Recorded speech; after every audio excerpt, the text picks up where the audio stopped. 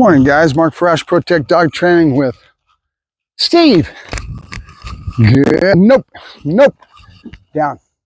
Come on. Nope. Good. There you go. Good. All right. So we're just kind of trying to figure out where his head's at. I fed him like a horse yesterday. He's still getting car sick. So I'm kind of doing it every other day to try to take him on short trips. And he gets sick, he pukes all his food, which means he's losing his nutrients. So on the days I'm not doing that, I'm making sure I feed him real good. Keep his body weight up and his growth. He's grown like a weed since he's been here. So keep in mind his dad was 165. He's probably going to be 150 easy. Good. Sit. Good. There you go. Good. So he's kind of lethargic. I took him out this morning for some short drives. Had to go to the post office and come back, and I'm going to take him out again. Of course, first thing he did was foul this kennel. He didn't puke, but he pooped. He pooped in that kennel. I had to clean it all up, get it all cleaned up. Yep. That cost me my morning workload trying to clean kennels. Yes, sir. Good. With me? Good. Yes, my boy. Good. Yes. Good boy. Yes. Good. There's my boy. Yes. We're going to drive into town again today. We're going to go to the park.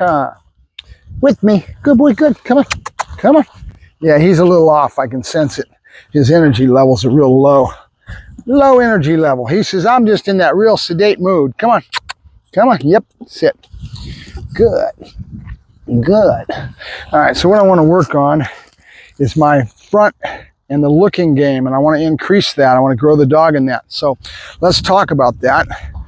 When we do the look, there's a lot of functional things with a look, and it's a good command to use because it looks good when the dog's looking up at you. It's something that they do when they do a front, which is when the dog comes in like he is now, and they get the dog to sit. That would be considered the front. So I'm taking my hands with the food, and I'm baiting him up to my face. Yes. Oh, you little shit. He looked away from me right when I said yes. Good boy. Good. Yes. Good boy. Good. His energy level's not working with me right now. Nope. Come on. Yes. Good boy. He says, I really don't want the food because I was feeling a little queasy with a ride we took this morning. So that's what put him off. Yes. Good boy. Good. Okay. So we're taking the bait. See if I can get him a little bit more animated. Good boy. We'll take him through a couple things, get him on the bowls, bring up his drive states. Good boy. Good. Yeah, boy. Good boy. Good. Yeah, go. And it comes right away because I'm stimulating him with my voice. Dogs get used to pattern and routine. They hear that voice. They go to the positive state of mind, right? Good boy. Good. Yeah, go. Good boy. Good. Good. Good. Yes. And he's still learning his good duration marker. We're going to keep that up and put it into a couple other places where it's contextual and he starts to understand what the good is. You see me going down to his face. I'm kind of pinching the lower jaw. Not heavy, just enough to kind of irritate him, and then draw the hands up. Yes. Good boy. Good. And I gave him a yes marker.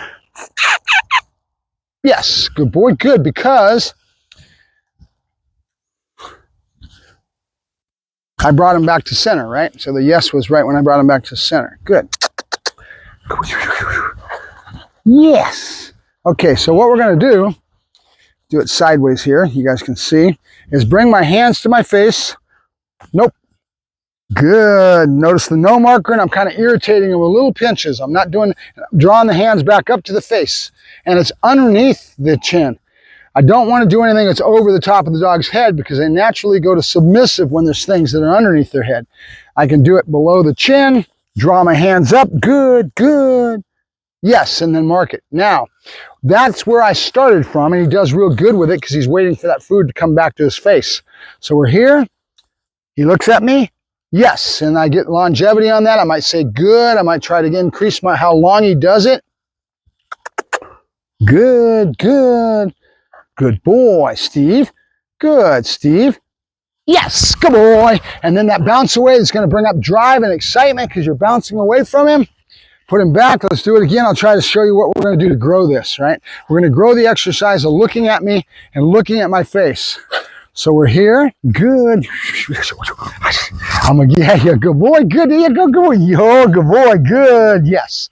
Now, the next step for this project of getting him to learn to look at me from the front position is we want to add the at some point. But more importantly, what we're going to do is we're going to take these hands, which he's tracking. They watch the hands because that's where the food comes from.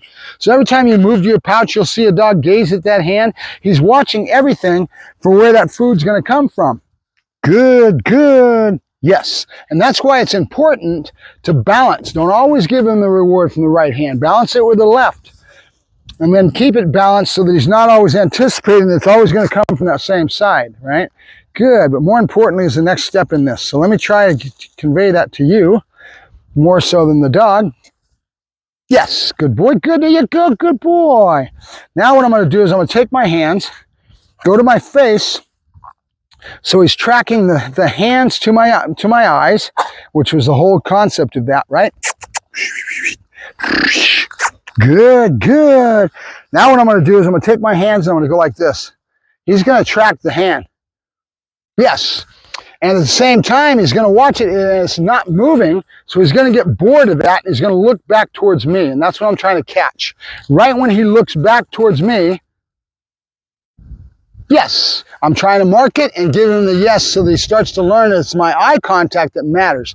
But it starts easy. I can even take only one hand out here instead of just both, right? So at first, I usually do it this way. But sometimes if a dog has a hard time with it, I might just do one.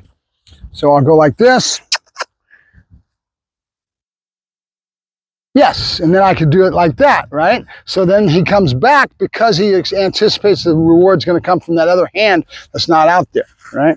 So however you do it, your objective is yours. Good, good. Yes, good boy, good. Now he did good on that one. I didn't spread him as far apart, right? Good, good. Yes, good boy. Okay, now we're already getting some results. He's looking at me, he's staying with me, and not going to those other with his eyes, right? He's not looking at those other hands. The idea is, again, to convey the thought to him, to get him to understand, good, good, that he's got to stay looking at me for a length of time. Nope. Good, good. Yes, good boy, good. Notice how that pattern of me saying good is going to be the same as when my hands are in front of my face, so he's going to get the idea faster, right? The voice tone matters.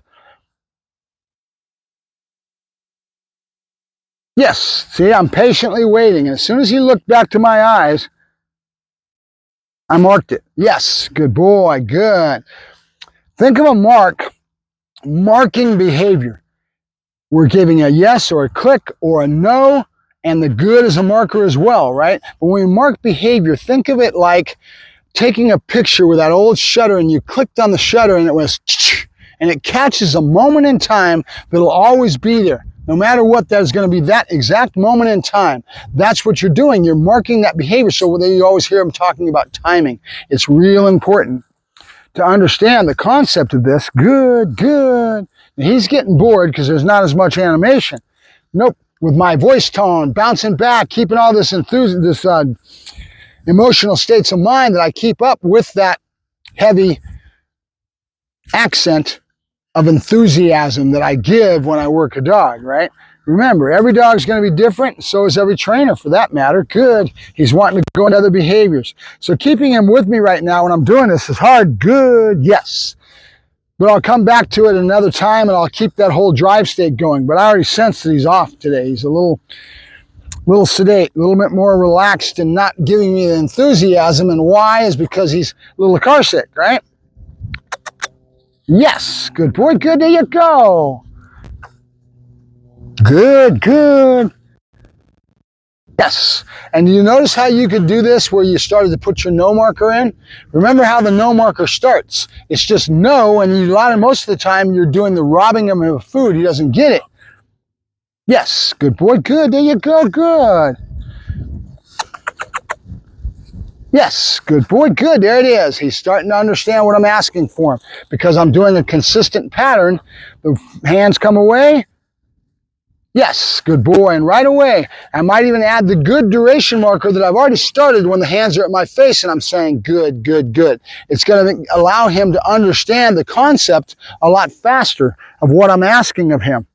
Good, good. Yes, good boy, good. That was perfect. He didn't track my hands. When I went like this, he didn't follow the hand. He stayed with my eyes, right? So again, what's our objective? To get the dog to look at us and to stay looking at us and have longevity in that behavior. When I mark it and I say yes, he's going to naturally go to the hand and he's going to go after it because we've already kind of set this up. He's not going to keep staring at me.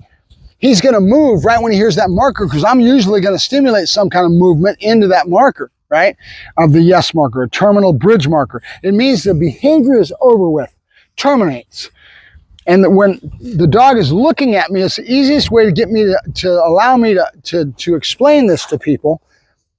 Because when I do this and the dog is looking at me and I do this, if I say yes right when he looks at me, that's marked in time. I just clicked that shutter that caught it, a moment in time that gets caught. Yes, good boy. And I didn't do it until he looked right back at my eyes. Good, nope. Good, good, good. Yes, good boy, that was perfect, okay? But notice what's going to happen. As soon as I mark it as yes, he's going to drop his eyes. He's going to move so that the behavior has been terminated. So it's a great example to get you to understand this. That's why we have a terminal bridge marker. It means the behavior is over with. That shutter has been clicked, done, and then timing, right? Either an explosion release or whatever it may be. But this is the place that I start to convey that thought of our markers to that next level, where no, good, and yes start to mean things, because I'm using all of them. I'm saying nope if he doesn't look at me off to the side, and I'm saying nope. And then all of a sudden he says, wait a minute, I'm not doing something right. And he comes back to my eyes, and then I mark it. I'm having a good duration marker because I'm trying to build the longevity of how long he stays looking at me. So we've got a good duration marker that we've got in, and then a terminal bridge marker because you know he's going to drop his eyes when I move and I mark that behavior. So that's why it's called the terminal bridge behavior. It means that the behavior is over with and we're going into drive usually. My explosion release is a good example of that. And I usually say YEP, it's yep versus yes, right? There really isn't much difference in it other than yep usually is associated with an explosion. Does the dog understand it? Yeah, over time, because all this stuff is always got to add up to 2 and 2 always adds up to 4. Within our communication baseboard, it has to be consistent in what we're doing so the dog can understand that this is the right answer. Right away when I say nope, he's going to go, okay, and then he brings his eyes back to me when I say no because he said, wait a minute, I'm not doing something right. What's going on? He looks back at me and I mark it. See what I'm saying? So I'm using all 3 markers in this object, in this scenario, in this behavior build that I'm doing to build that behavior of look, right? Now, look is usually used, or they don't say it once they get to advanced stages. The dog is looking at them. You've already got the behavior established. You're not going to say look all the time, right? It's something that just starts in the beginning of it. You say look so he understands that word as time goes along, and that will start to build up to something, right? But you can use look in a lot of different little functional places. One of the main things that they use look besides the trial field, you know, where the dog's looking up at them the whole time, or when they come into a front, the dog's looking at them in these places that we build these behaviors to get a dog to be attentive to us that looks so good to people. They watch it and they go, wow, I love how intent that dog and how intense and how direct he is in focusing on the handler, okay? So that's what they want. How we build it is what you see now with that look, but there's some functional things with look. If I have a reactive dog, a lot of times there's an old trick that they use. You'd be going down the trail, you see another dog coming towards you, and you have a dog that's reactive and has a problem being reactive. Well, if you teach a behavior of coming in the front and looking at you, you can teach the dog to look whenever he sees something like that. And when there's no eye contact, that takes the dog's stress level down. It's when they look at the eye contact, a lot of times, that's how dogs communicate. One dog looking at another dog, and that's what'll cause the whole problem of reactivity and lunging and going after that other dog. And that's why when we work with reactivity, one of the most important things that we do is what's called a right about turn, where I'm going the opposite way. And I take the dog's eyes and his whole emotional being back into me, and I'm moving away from it, right? And I'll start to correct him for that behavior. And there's a whole lesson that I could give on reactivity of how we deal with reactivity and how we stop it. I may do some directed stuff towards that. I might have to wait until I get a dog that's a little bit more prone for that, where I can get some film on it. It's hard for me because I only have myself to film. I don't have somebody to buddy up with me and a camera person and that kind of thing. A lot of these guys have whole groups and clubs that they have. Everybody's helping them out with their filming so they can get their little promo out there with their videos, right? And that's a great thing. It takes a village. It's just something I don't have, so I'm lacking resources that allow me to do some of the stuff that they do with a lot of that increased stuff that they do in the trials. They always say it takes a village, meaning you need other people. Even with protection work, my bite work, I need 2 people. I need somebody to handle and I need somebody to take the bites, right? So it's always going to be a negative. Yay, good boy, Steve. Good, you did good, buddy. You're a good demo dog. Yes, you were. You're a good demo dog, Stevers. Good boy. All right, come on. All right, I'm going to play with him and that little toy a little bit. Yeah. Good boy, good. Oh, look at him come to life. Oh, look at him come to life. Oh, good boy. Oh, come on. Hut. I need a tie out. We need a harness. I need somebody to handle you so I can do this stuff. Yeah, good boy. Good. That's my boy. Good. There you go. Good boy. Good. There you go. Good boy. Oh, good boy. Hut. Ah, good boy. Good. Ah, good boy. Good. Good boy. Good boy. Good. Yeah. We'll get there, buddy. All this is just play. Just play. Yeah. Good boy. Good boy. Good boy. Good. Yeah. Hut. And notice when I play, if he has a negative happen to him, pulling it out of his mouth or whatever, you'll see me going to drive right away and get excited so that I keep him into the game and not dwelling on the negative things that may happen. Good boy. Good boy. Yeah, I see you. Oh, good boy. I don't want him to be chewy. Back pressure, a harness. Back pressure is what you need. Tie him out, something like that. I'm just not really in the mood right now because he's not in the mood, huh? Good. All right, Mark Ferrasci, Protect Dog Training with Steve.